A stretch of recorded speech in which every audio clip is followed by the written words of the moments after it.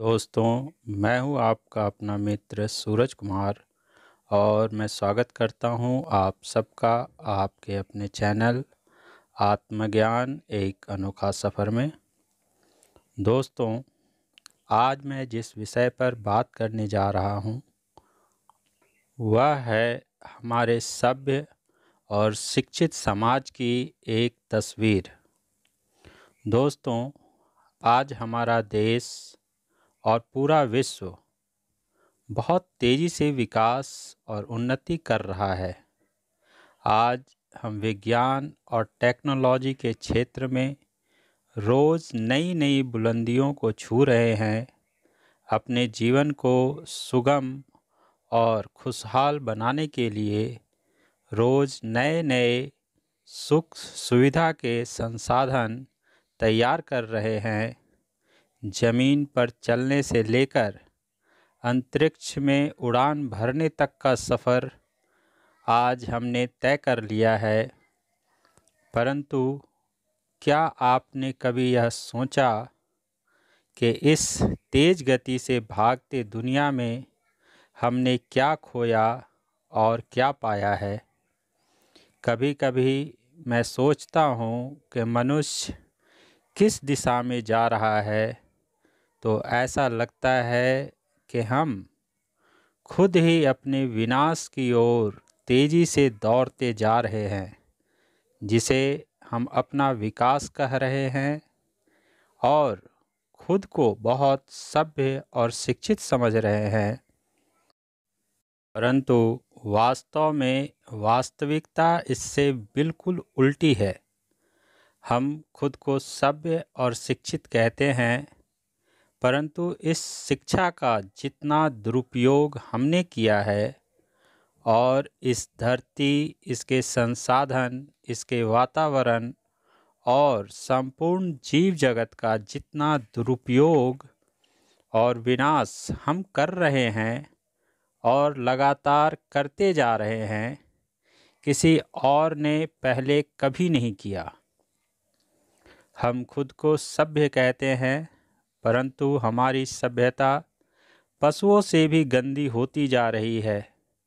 यही कारण है कि आज हमारे समाज में बहू बेटियों के साथ सरेआम बलात्कार किया जा रहा है, उनकी इज्जत लूटी जा रही है, उनसे जबरन वेश्यावृत्ति का धंधा करवाया जा रहा है, दहेज प्रथा के नाम पर उन्हें जिंदा जलाया जाता है, उन पर तरह तरह के अत्याचार किए जाते हैं। लड़कियों को जन्म लेने से पहले ही उनकी भ्रूण हत्या कर दी जाती है। बच्चों को पैदा होते ही मार दिया जाता है या उसे नालों, कचरों या गटर में जिंदा फेंक दिया जाता है ताकि वो तड़प तड़प कर मर जाए या भूखे जानवर उन्हें नोच नोच कर खा जाएं। बूढ़े और लाचार माता पिता पर तरह तरह के अत्याचार किए जाते हैं, उन्हें मारा और पीटा जाता है, उन्हें भूखे प्यासे रखकर जान से मारने की कोशिश की जाती है, धक्के मारकर घर से बाहर निकाल दिया जाता है, पशुओं से भी बदतर जीवन जीने पर मजबूर किया जाता है। छोटे बच्चों को शिक्षा देने के नाम पर शिक्षा का व्यापार किया जा रहा है।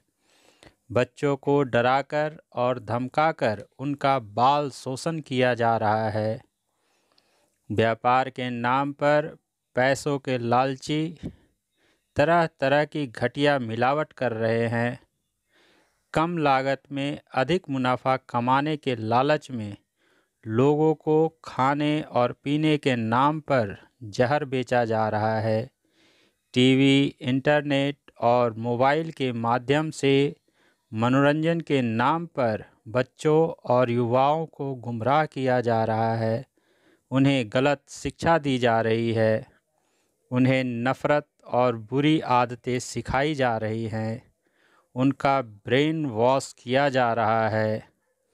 इलाज के नाम पर ये डॉक्टर्स अपना व्यापार चला रहे हैं और धन के लालच में मुर्दों का भी इलाज और सौदा किया जा रहा है। इंसाफ के नाम पर न्याय खरीदा और बेचा जा रहा है। पैसे खाकर ये वकील और जज दोषियों को निर्दोष और निर्दोष को दोषी साबित करने में लगे हुए हैं। समाज सेवा के नाम पर बहुत से खाकी वर्दी वाले अपना जेब भरने में लगे हुए हैं और नेताओं और पैसे वालों की सुरक्षा कर रहे हैं। खुद को प्रजा का सेवक कहने वाले और खादी वस्त्र पहनने वाले ये नेता सत्ता के लालच में जनता के विश्वास और वोटों का सौदा करते हैं। एकता के नाम पर लोगों को बांटा जाता है, कभी धर्म के नाम पर तो कभी जात पात के नाम पर। रोजगार और विकास के नाम पर युवाओं से झूठे वादे किए जाते हैं और नए नए सपने दिखाए जाते हैं। अन्याय के खिलाफ आवाज़ उठाने वालों और लड़ने वालों को छल से मरवाया जाता है। धर्म और शास्त्रों को जानने वाले ये धर्म के ठेकेदार भी सदा से लोगों को आपस में लड़वाते रहते हैं, कभी धर्म के नाम पर तो कभी जात पात के नाम पर। पूजा पाठ और इबादत के नाम पर लोगों को बेवकूफ़ बनाया जाता है, उन्हें गुमराह किया जाता है, ईश्वर का सौदा किया जाता है, उसकी भक्ति का मोल लगाया जाता है। हमारे समाज में तो ईश्वर की बाढ़ आई हुई है। एक ईश्वर की पूजा करने से आपको मनचाहा फल ना मिले तो दूसरे ईश्वर के पास चले जाओ या दूसरे ईश्वर की मूर्ति खरीद कर अपने घर ले आओ। और दूसरे से भी काम ना बने तो किसी और ईश्वर के पास चले जाओ या उसकी मूर्ति खरीद कर अपने घर ले आओ।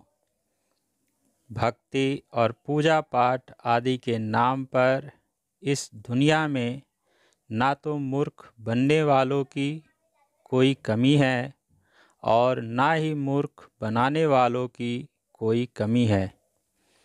यहाँ तो इंसान के मरने के बाद भी उसके लाश का शमशान में सौदा किया जाता है।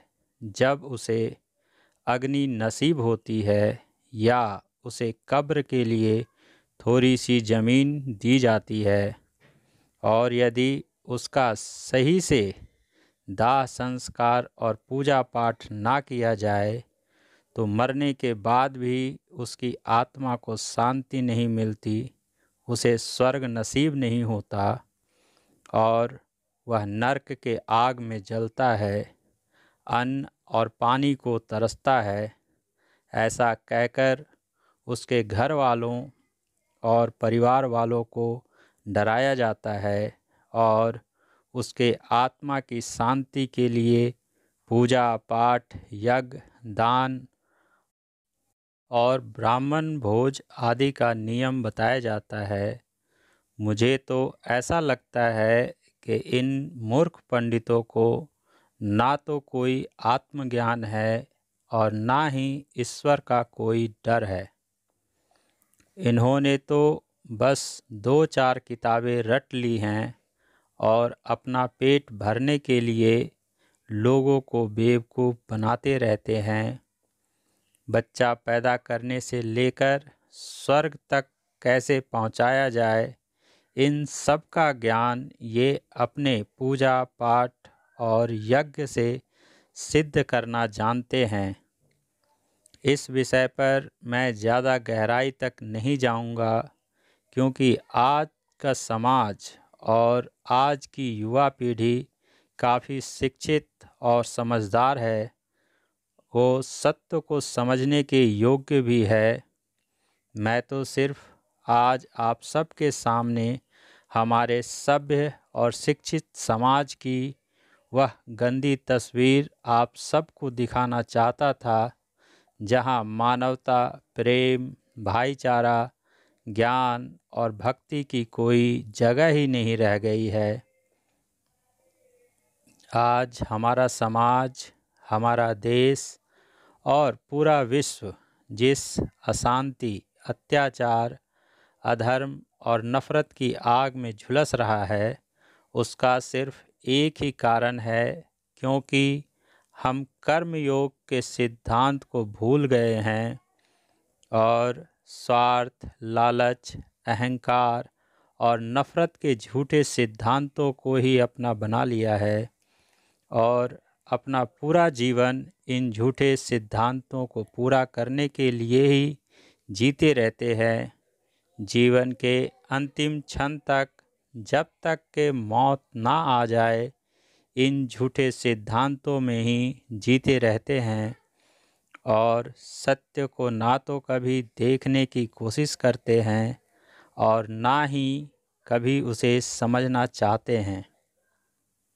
इसलिए मेरा आप सबसे हाथ जोड़कर प्रार्थना है और आप सबसे विनती है कि अपने आँखों के आगे से स्वार्थ, लालच, अहंकार और नफ़रत की झूठी दीवारों को गिरा दें और मानवता, प्रेम, भाईचारा, ज्ञान और भक्ति को अपनाएं और पूरी दुनिया को भी इसका संदेश दें, ताकि पूरे विश्व में प्रेम और शांति कायम हो सके।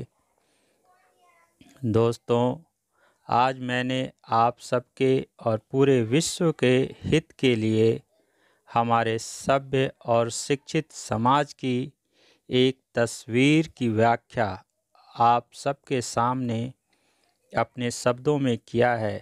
अगर आप सबको मेरी यह कोशिश अच्छी लगी हो तो आप सब भी अपना सहयोग और समर्थन मुझे दें, ताकि मैं अपने उद्देश्य में सफल हो सकूं और पूरे विश्व में प्रेम और शांति कायम कर सकूं। इसी के साथ आज की यह यात्रा समाप्त करता हूं।